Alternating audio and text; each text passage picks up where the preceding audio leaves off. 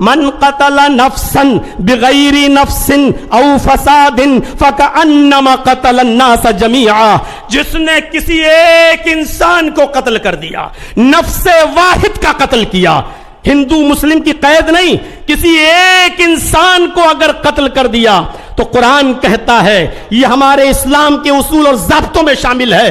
صاف طور پر اللہ تبارک و تعالیٰ نے فرمایا کہ اس قاتل کو یہ جان لینا چاہیے کہ وہ صرف نفس واحد کا قاتل نہیں ہے، وہ ایک انسان کا قاتل نہیں ہے۔ فَكَأَنَّمَا قَتَلَ النَّاسَ جَمِيعًا، وہ ساری انسانیت کا قاتل ہے۔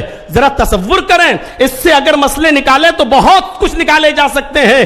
ایک انسان کا قتل پوری دنیا کی انسانیت کا قتل، یعنی اگر آپ نے کسی ایک انسان کو اس کی ماں کی گالی دے دی تو آپ اس اکیلے کو گالی نہیں دے رہے ہیں، پوری ساری کائنات کی انسانیت کی ماں کو آپ گالی دے رہے ہیں۔ اگر آپ نے کسی ایک انسان کو ستایا تو ساری کائنات کے انسانوں کو آپ ستا رہے ہیں۔ یہ ہے اسلام کا تحفظ انسانیت کا نظام۔ انسانیت کو اتنا زیادہ عروج دیا ہے اور اتنا زیادہ اہمیت دی ہے کہ ہر انسان کو سوچنا چاہیے۔ جب ماحول خراب ہوتے ہیں تو جنگیں بھی ہوتی ہیں۔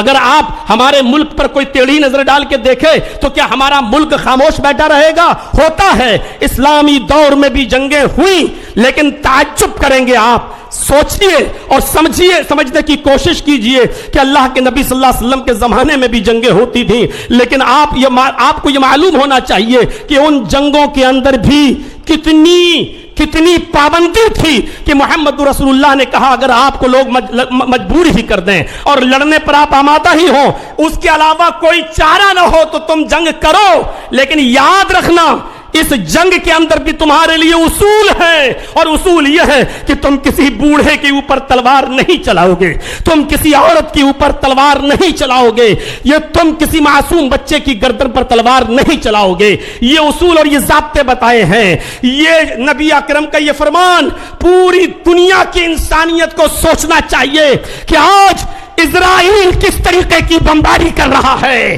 اور ناجائز طور پر فلسطین کے معصوم بچوں کو مار رہا ہے، قتل کر رہا ہے، عورتوں کو مار رہا ہے یا بیوہ کر رہا ہے۔ ساری دنیا کی انسانیت خاموش بیٹھی ہوئی ہے۔ وہ بچوں ہی کو ظلم و ستم کا نشانہ بنا رہا ہے، وہ وہاں کے لوگوں کو ناجائز طور پہ مار رہا ہے۔ میں کہنا یہ چاہتا ہوں کون غلط کون صحیح ایک الگ مسئلہ ہے، لیکن یہاں انسانیت مجروح ہو رہی ہے۔ محمد رسول اللہ صلی اللہ علیہ وسلم نے اس دور میں بھی یہی کہا تھا کہ کوئی بھی شخص جو ہے کسی بوڑھے کی گردن پہ تلوار نہ چلائے، کوئی بھی شخص کسی معصوم کی گردن پہ تلوار نہ چلائے، کوئی بھی شخص کسی عورت کو نہ مارے، کسی بوڑھے کو نہ مارے۔ یہ اصول اور یہ ضابطے متعین کیے تھے اسلام نے۔ میرے بھائیوں، نبی اکرم صلی اللہ علیہ وسلم کے زمانے میں بھی جنگیں ہوا کرتی تھیں، اور آپ غزوات و سرایا کی تعداد جوڑیں۔ علامہ ابن القیم الجوزی رحمۃ اللہ علیہ نے زاد المعاد میں لکھا ہے کہ نبی اکرم صلی اللہ علیہ وسلم کے زمانے میں آپ کے غزوات اور سرایا کی تعداد جوڑی جائے تو تقریباً 80 ہے۔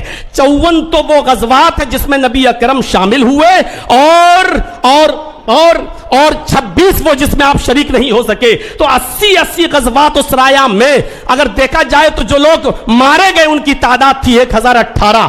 80 جنگوں میں وہ بھی غیر مسلم اور مسلمان دونوں کو جوڑا جائے 1018، اگر 80 سے ڈیوائیڈ کر دو تو 13-14 بھی ایک جنگ میں نہیں پڑ رہے ہیں۔ تو یہ تھی تحفظ انسانیت کا میرے بھائیوں ایک معیار جو اسلام نے متعین کیا ہے۔ اللہ تبارک و تعالیٰ سے دعا ہے کہ بار الہ ہماری خطاؤں کو معاف فرما کر ہمیں انسانیت کے تحفظ کی بقا کے لیے ہمیں کوشش کرنے والا بنا دے۔ وما علینا الا البلاغ المبین، وآخر دعوانا ان الحمد للہ رب العالمین۔